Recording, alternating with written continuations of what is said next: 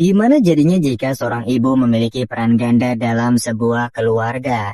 Dia hanya mengurus rumah, tapi juga menjadi tulang punggung di saat suaminya gak guna alias beban.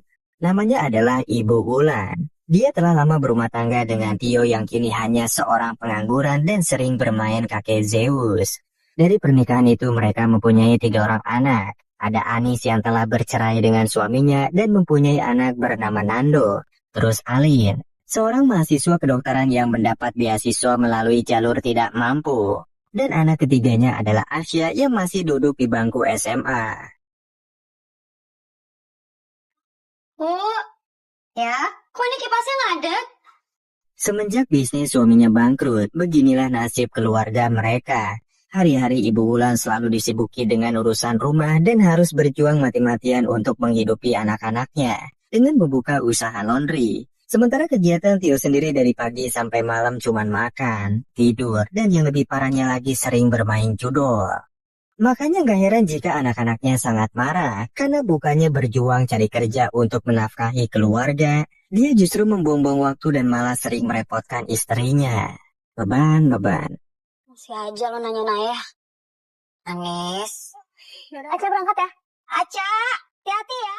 Suatu hari Alin mendapatkan kabar jika beasiswanya terancam dicabut, di mana pihak sekolah mengatakan kalau bantuan dari pemerintah sedang melakukan evaluasi besar-besaran. Akibatnya Alin harus bersaing lagi dengan anak-anak kampus lainnya agar bisa mendapatkan beasiswanya kembali.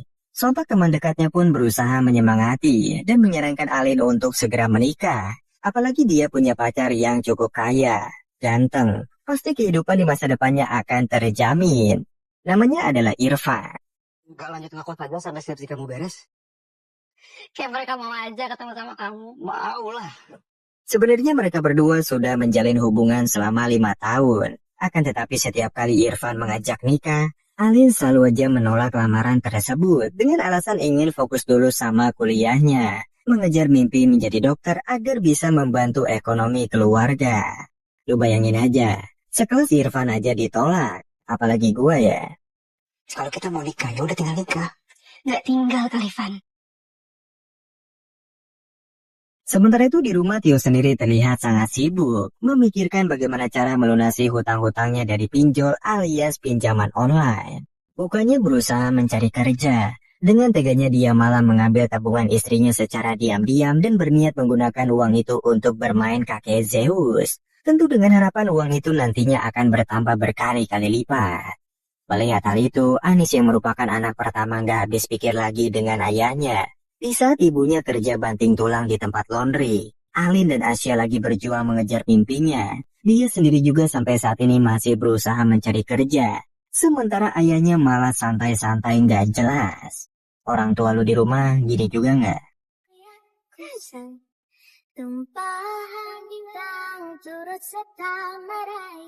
Malam harinya hujan pun turun deras, dan di saat itulah mereka semua disibukkan dengan menggeser perabotan agar tidak kebasahan. Karena atap rumahnya bocor di mana-mana sampai akhirnya mengalami jebol. Tak lama kemudian Alin dan pacarnya baru pulang dari kampus. Mereka sangat terkejut begitu melihat keadaan di rumah sangat berantakan. Ditambah lagi ibunya nekat naik ke atas demi menutupi atapnya yang jebol. Astagfirullah, nggak kelar-kelar ya Allah. Di tengah kesibukannya itu Anis pun bertanya-tanya, sebenarnya di rumah ini ada laki-laki apa enggak? Karena bukannya membantu si Irfan malah terlihat kebingungan. Sontak Alin pun meminta pacarnya itu untuk pulang ke rumah, sembari berterima kasih karena sudah mau mengantarnya. Udah ganteng, kaya, tapi sayangnya nggak peka. Ini apa-apa. Papa udah bisa kok. Saat lagi beres-beres, Alin tak sengaja menemukan buku milik ibunya, di mana di dalamnya berisi tentang kenangan indah bersama mantan pacarnya yang bernama Biru. Meski sudah 5 tahun berpacaran, dia masih aja sangat romantis dan selalu merayakan tahun baru bersama di salah satu gedung. Biru juga berharap hubungan mereka bisa bertahan sampai tua nanti. Namun di sini kita belum dikasih tahu alasan kenapa Ibu Wulan dan Biru tidak jadi menikah. Assalamualaikum. Waalaikumsalam. Tak lama kemudian datang pria misterius ke rumah hanya untuk mengucapkan ulang tahun pada Ibu Wulan. Mendengar hal itu, anak-anaknya pun sangat terkejut karena tidak ada satupun dari mereka yang ingat bahwa hari ini merupakan hari ulang tahun ibunya. Setelah pria itu pergi, barulah Anis, Alin, dan Asya langsung membawakan sisa kue yang ada di kulkas, sembari mendoakan agar ibunya bisa panjang umur dan dimudahkan segala urusannya. Gue yakin dari kalian ada yang gak pernah ngerayain ulang tahun. Kalau ada, ya berarti kita sama. Ibu mana? Di kamar. Sampai di titik di mana Ibu Wulan baru tahu kalau uang tabungannya telah menghilang. Dan sudah menduga kalau ini semua pasti perbuatan suaminya. Tadinya uang itu mau digunakan untuk bayar hutang ke bank dan sisanya bisa memperbaiki atap rumah yang bocor. Namun bukannya meminta maaf, Tio justru malah marah-marah dan berbohong kalau uangnya digunakan untuk anak Tita yang ulang tahun. Yang dimana Tita ini merupakan adiknya. Padahal sebenarnya uang itu dipakai untuk bermain Zeus. Koplok. Itu ayah nyari tukang malam-malam.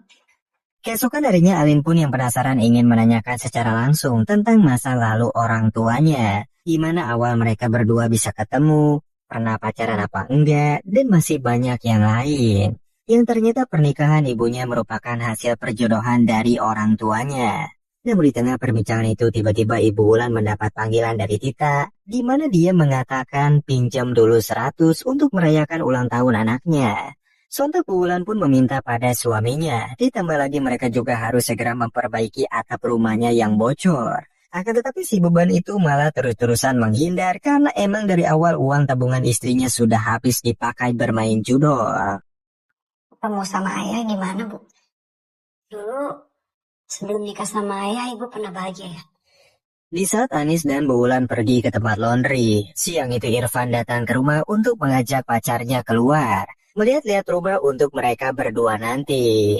Berkali-kali Irfan mengajak nikah. Berkali-kali juga Alin menolak lamaran tersebut dengan alasan ingin menyelesaikan skripsi kuliahnya. Aku mau kita nikah. Bentar, HP-nya ini. Tak lama kemudian mereka pun pergi ke tempat laundry untuk mengantar HP ibunya yang ketinggalan. Setibanya di sana Alin melihat sosok pria di seberang ruko yang mana Bu Wulan mengatakan orang itu adalah temannya. Dan dia juga yang nantinya akan membantu memanggil tukang untuk memperbaiki listrik di rumah. Dari sinilah Alin mulai curiga apa jangan-jangan ibunya telah berselingkuh dengan pria tersebut. Maka dari itu ia meminta pacarnya untuk mengikuti kemana arah mereka pergi.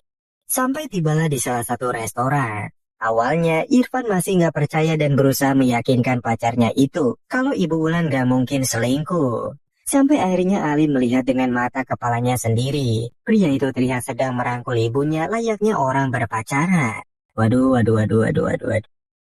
Ya mungkin itu cuma temen. Kok kamu bisa mikir sampai ke sana sih? Tanpa berlama-lama Alin pun pulang ke rumah dan ingin memberitahu hal ini sama ayahnya. Akan tetapi setibanya di sana dia justru mengurungkan niatnya karena ingin memastikan lagi apakah ibunya benar-benar selingkuh atau tidak. Secara diam-diam Alin kembali membaca buku pribadi milik ibunya, di mana di lembaran berikutnya menceritakan, Biru ternyata pernah datang ke rumah orang tua Wulan untuk menyatakan keseriusannya. Akan tetapi sang ayah menolak sangat keras, dan menganggap kalau Biru itu tidak mempunyai masa depan yang cerah. Dia juga sangat kecewa. Setelah kerja banting tulang anaknya bukan fokus sama kuliahnya, tapi malah sering bolos dan asik berpacaran. Kamu pikir Bapak nggak tahu kamu sering bolos sama laki-laki itu kan? Wulan, mau kemana kamu, Nak? Biarin aja, Bu. Gak usah dikejar. Sejak saat itulah hubungan mereka berdua hancur lebur. Tapi meski begitu di saat-saat terakhirnya Biru sempat berjanji bahwa setelah sukses nanti dia pasti akan datang lagi ke rumah ini untuk melamar Wulan. Kalau kalian tipe yang mana? Berjuang sama-sama dari bawah atau justru harus mapan dulu baru menikah? Tulis di kolom komentar. Setelah aku berhasil, aku akan datang lagi buat kamu. Kita kembali lagi ke masa sekarang, di mana setelah membaca buku itu Alin mendatangi ibunya di tempat laundry, membantu ibunya mencuci pakaian, sembari bercerita tentang masa lalu Alin yang suka bermain air. Ibunya bahkan sempat terharu, mengingat anaknya sudah besar dan sebentar lagi akan menjadi dokter. Sementara itu Tio sendiri sangat sibuk di tempat tongkrongannya, memikirkan situs apa yang paling gacor hari ini. Rokok aja masih minta sama gua. Aku balikin ah. Gak. Bini lu yang bayar. Malam harinya mereka pun makan bersama, sembari merayakan kecil-kecilan untuk Anis yang baru aja keterima kerja. Ibunya juga memberitahu kalau dulunya dia sempat lolos masuk kuliah kedokteran. Tapi karena nggak ada duit, mau nggak mau Anis harus mengubur mimpinya menjadi dokter. Makanya sang ibu sangat bersyukur Alin bisa dapat beasiswa. Mendengar hal itu Alin hanya terdiam, karena nggak ada satupun dari mereka yang tahu kalau baru-baru ini beasiswanya terancam dicabut. Di tengah perbincangan itu Pak Andri mengabari Ibu Ulan bahwa besok akan jadi datang ke rumah untuk membereskan masalah listrik dan juga atap yang bocor.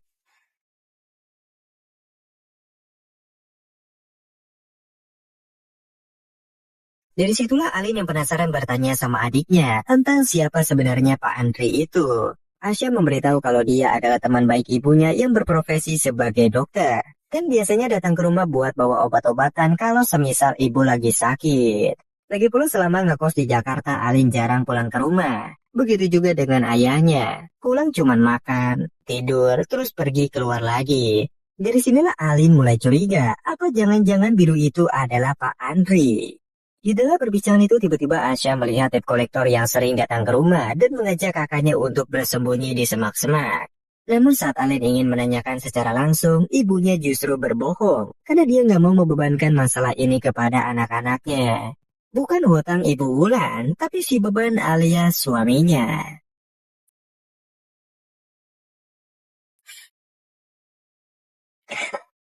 Keesokan harinya Pak Andri membawa 2 orang tukang untuk memperbaiki listrik di rumah. Alin yang baru aja terbangun dari tidurnya, tak sengaja melihat mereka berdua bersikap cukup mesra. Tak hanya soal merangkul kemarin, hari ini bahkan ibunya memegang tangan Pak Andri, sembari berterima kasih karena selama ini sudah sangat baik sama keluarganya. Tukang ya? Hah? Tukang, habis benerin genteng.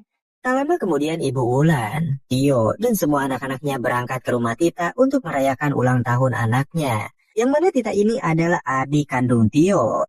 Tak lupa Tio juga memperkenalkan Irfan sebagai calon menantunya dan akan segera menikah. Mendengar hal itu kerabat-kerabatnya sangat senang. Sampai akhirnya Tita malah mengungkit masalah mantan suami Anis yang menghilang setelah berkali-kali dipinjam uang. Mendengar hal itu, Tio pun gak terima jika masalah utang masa lalunya diungkit-ungkit. Padahal utang itu sudah dibayar lunas. Akan tetapi Anis membenarkan fakta tersebut, di mana dari dulu ayahnya memang selalu minjem uang berkali-kali untuk modal usaha. Dan ujung-ujungnya malah membebankan mantan suaminya. Sama yang lain. Udah. Dari dulu juga ayah ngomongnya gitu terus, modal usaha. Emang ada yang berhasil? Di tengah keributan itu, Alin justru membela ayahnya. Padahal dia sendiri juga nggak tahu keadaan di rumah kayak gimana. Terlalu sibuk ngerjain skripsi dan berpacaran sama si Irfan. Sementara Asya sendiri berusaha menenangkan kakaknya itu. Karena saat ini mereka semua ada di rumah orang. Udah mah sering dianggap rendah, terus sekarang malah kejadian kayak gini. Enggak, masalah lu tuh apa sih Kak sama Irfan? Bawa dia terus. Ibu itu ya ngumpulin receh buat bayar listrik, buat bayar utang. Dari keributan itulah pada akhirnya mereka semua memutuskan untuk pulang ke rumah karena tidak mau merusak acara ulang tahun tersebut. Namun tak sampai di situ, setibanya di rumah Alin kembali memperlihatkan catatan pribadi milik ibunya dan sudah mengira kalau Pak Andri itu adalah biru, yang artinya mantan pacarnya. Bahkan dengan lantangnya dia mengatakan jika ibunya itu diam-diam telah berselingkuh. Mendengar hal itu Anis sangat marah dan gak habis pikir lagi dengan adiknya yang satu ini. Selama ini ibunya berjuang mati-matian dari siang sampai malam untuk menghidupi keluarga, termasuk memperjuangkan Alin agar tidak berhenti dari kuliahnya. Masalah gini sih, ya udah kalau emang gak ada apa-apa ibu jawab dong Bu. Ya udah buat uang ya Bu. Bu, Alin.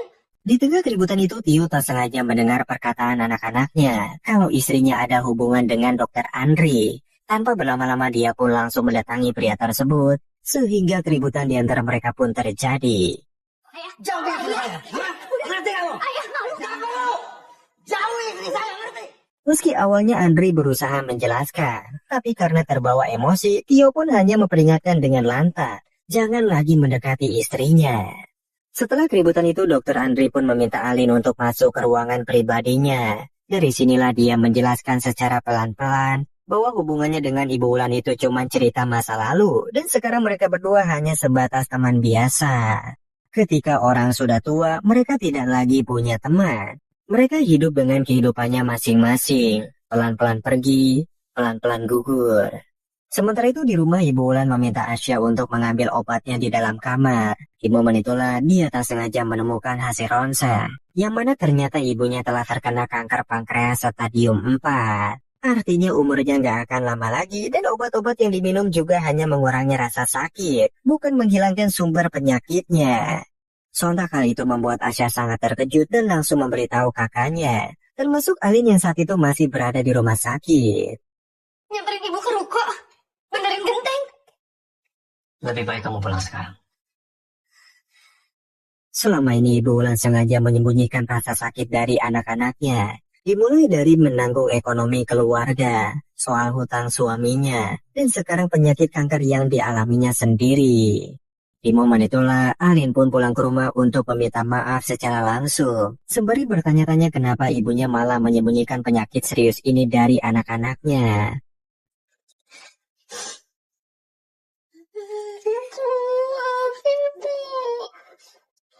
Malam harinya Alin pun menjelaskan lebih detail tentang penyakit yang diderita ibunya, di mana kanker itu sudah menyebar ke hati dan banyak yang gak bisa tahan sampai tahunan. Satu-satunya yang bisa mereka lakukan saat ini adalah berdoa dan menemani masa-masa terakhirnya. Dari situlah Alin menyesal kenapa menuduh ibunya telah berselingkuh dengan Dr. Andri, padahal dia juga jarang ada di rumah dan gak tahu apa yang keluarganya lalui. Pokoknya mulai sekarang kita harus lebih sering ya dengerin ibu. Kita harus jagain ibu mulai sekarang. Keesokan harinya mereka mulai membantu keseharian Ibu Wulan, dari mulai menyiapkan makanan, mengantar Nando ke sekolah. Bahkan Alin yang tadinya jarang ada di rumah ingin membantu pekerjaan ibunya di tempat laundry. Dari sinilah ia juga cerita mengenai beasiswanya yang terancam dicabut karena ada evaluasi ulang dari kampus maupun pemerintah. Tapi meski begitu, Ibu Wulan ingin anaknya fokus mengejar mimpinya menjadi dokter. Makanya semisal beasiswanya dicabut, dia akan kerja mati-matian untuk membiayai kuliah anaknya. Di tengah perbicaraan itu tiba-tiba debt collector datang. Tidak lain tidak bukan tujuannya adalah ingin menagih hutang Tio yang telah lama menunggak. Akan tetapi kali ini Bu Wulan meminta mereka agar mendatangi orangnya secara langsung. Palingan dia saat ini lagi nyantai di pos ronda. Setibanya di sana Tio didesak untuk segera membayar hutang-hutangnya. Karena kalau enggak mereka nggak akan segan-segan akan membawa barang-barang yang ada di rumah maupun di tempat laundry. Harus punya bekal untuk jadi mandiri. Ngerti? Nanti aja, Bu.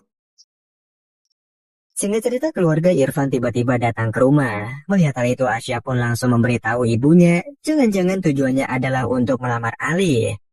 Maaf nih Bu Wulan kalau kita datangnya mendadak begini. Kami yang minta maaf, Bu. Ini Akan tetapi bukannya senang, Alin sendiri justru sangat marah. Apalagi setelah mendengar bahwa ayahnya telah meminjam uang dari Irfan sebanyak 70 juta untuk membayar hutang-hutangnya. Dan acara lamaran ini juga atas izin dari beliau. Meski Irfan sudah berkali-kali menunjukkan keseriusannya, akan tetapi Ali lagi-lagi menolak lamaran tersebut hanya karena merasa dirinya telah dijebak. Dari mulai ayahnya minjem duit gak bilang, terus sekarang Irfan tiba-tiba datang ke rumah tanpa sepengetahuan Alin sekeluarga. Pada akhirnya acara lamarannya pun gagal total, dan hal itu membuat Irfan sangat kecewa dengan keputusan pacarnya. kamu minjemin ayah uang. Kamu gak bilang sama aku. Kamu bawa keluarga kamu ke sini. Kami yang minta maaf karena ini salah paham ya, Bu ya. Malam harinya Alin pun masuk ke dalam kamar ibunya untuk bertanya, kenapa dulunya mau menikah dengan ayah. Ia bahkan rela nggak dilahirkan ke dunia ini asalkan ibunya bisa mendapatkan kebahagiaan dalam hidupnya. Belum tidur, Nak. Ibu kenapa mau nikah sama ayah? Dari situlah Ibu Wulan cerita tentang masa lalunya, tepatnya setelah beberapa tahun putus dari Biru. Ayahnya tiba-tiba memperkenalkan teman anaknya yang bernama Tio. Waktu itu sebenarnya dia orangnya sangat baik, perhatian, ditambah lagi sudah sangat sukses di usia muda. Makanya Ibu Wulan rela berhenti dari kuliahnya dan mau menikah dengan pria tersebut. Seiring berjalannya waktu, usaha mereka berdua bertambah sukses. Hingga suatu hari Tio nekat pinjam uang ke bank dengan jumlah yang sangat besar demi mengembangkan usahanya. Tapi justru disitulah letak masalahnya. Bukannya semakin maju, usahanya malah mengalami kemunduran sampai akhirnya bangkrut. Sementara Alin sendiri mulai mengerti kenapa Kak Ani segitu bencinya sama ayah. Ibu udah berkorban banyak untuk keluarga, merelakan mimpinya menjadi dokter, bekerja setiap hari, bahkan biaya sewa ruko setiap bulannya juga ibu yang bayar. Sementara yang dilakuin ayah malah bermain kakek Zeus. Ayah udah bikin kita susah. Dia akan selalu jadi ayah kamu, selalu. Tak lama kemudian Alin dan Asya pun mendatangi Tio di pangkalan ojek untuk mengingatkan kalau mereka itu sebenarnya butuh sosok ayah di rumah. Udah tahu ibu sakit-sakitan, tapi yang dia lakuin malah bermain kakek Zeus dan berharap kekayaan dari permainan tersebut. Kita harus nunggu ayah kaya dulu, biar ayah peduli sama kita. Ayah lakukan ini semua buat kita sekeluarga. Buat ibu juga. Di pagi harinya Alin mendapat kabar dari kampus bahwa beasiswanya telah dicabut. Karena pemotongan anggaran itu dilakukan dari pusat, makanya pihak kampus nggak bisa berbuat apa-apa. Oh, nggak mau Alin pun memutuskan untuk berhenti kuliah sementara waktu. Mengingat kondisi ekonomi keluarga lagi berantakan dan dia juga nggak mau merepotkan ibunya.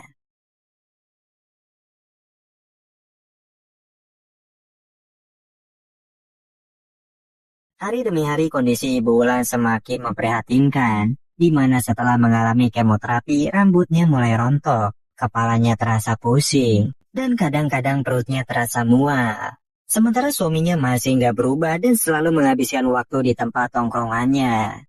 Saat kontrol di rumah sakit, Ani sebenarnya ingin sekali membantu biaya kuliah adiknya. Akan tetapi Alin merasa semua itu nggak adil untuk kakaknya. Di saat ibunya sakit-sakitan, terus siapa lagi yang mau menghidupi keluarga selain Anis? Makanya Alin sempat terpikir untuk menerima lamaran dari Irfan. Daripada jadi beban, masa depan gak jelas. Meskipun ia juga tahu kalau pernikahan itu bukan jalan keluar dari semua permasalahan hidup.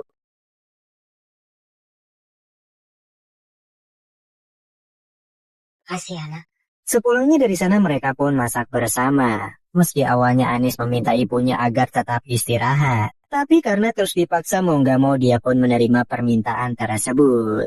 Di momen itulah untuk sekian lamanya mereka bisa berkumpul, tertawa bersama, saling curhat, tanpa memikirkan masalah apapun yang ada di hidupnya saat ini. Sebelum tidur Ibu Wulan juga cerita banyak tentang dulu saat Anis masih ada di dalam kandungannya, dia sempat ngidam ngelus-ngelus kelinci. Terus Asya ngidam makan alpukat. Sementara Alin lucunya ngidam nyanyi lagu R.A. Kartini.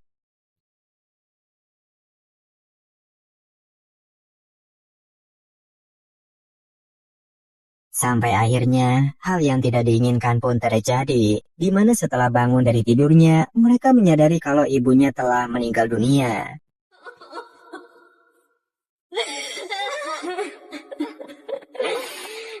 Tak lama kemudian para warga pun mulai berdatangan untuk mengucapkan belasungkawa. Sementara itu Tio sendiri yang baru pulang dari tempat tongkrongan, sangat terkejut begitu melihat ada beberapa bendera kuning di halaman rumahnya. Ia benar-benar nggak menyangka bahwa istrinya telah meninggal dunia. Wulan. Ibu udah gak ada, Kak. Dokter Andre yang juga berada di sana mengatakan, Ibu Wulan kemungkinan mengalami emboli paru pasif, gumpalan darah yang dapat menyumbat paru-paru secara mendadak. Ini masalah serius yang biasa terjadi pada pasien kanker lanjut seperti beliau. Tapi di luar dari itu, Dokter Andre juga ingin memberikan sesuatu untuk Alin, yang mana isinya adalah uang tabungan sebanyak 350 juta.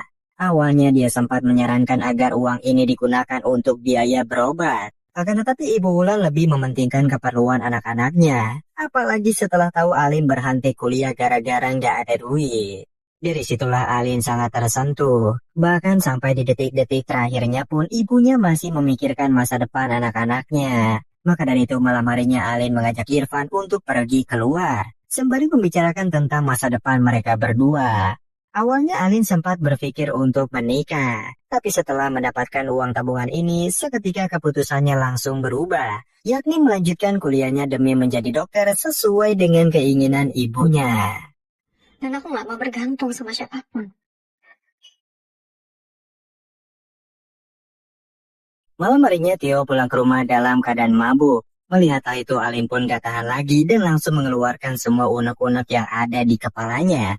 Mungkin kalau ibu nggak menikah dengan ayah, bisa aja dia hidup lebih bahagia. Nggak perlu bawa baju kotor kemana-mana, benerin atap sendirian, kerja banting tulang sampai tangan dan kakinya kotor. Kenapa kayak aja sih ya? Udah. Maafkan ayah.